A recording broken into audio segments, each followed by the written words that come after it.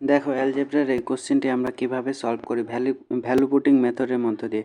যখনই তোমাদের double equation and two variables দেওয়া থাকবে তখন তোমরা এই মেথডটি কাজে লাগাতে পারো।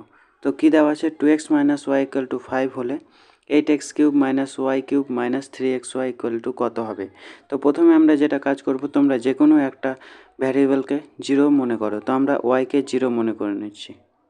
তো ওয়াইকে 0 করলে প্রথম ইকুয়েশন থেকে তোমরা কি পাবে, প্রথম ইকুয়েশন থেকে আমরা পেয়ে যাব 2x ইকুয়াল টু 5।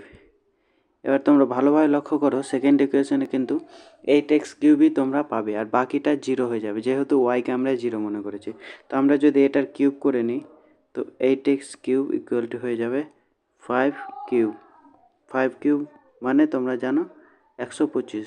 তো এই কোশ্চেনের অ্যান্সার হয়ে যাবে 125, কারণ ওয়াই কিউব অ্যান্ড 30xy এটা 0।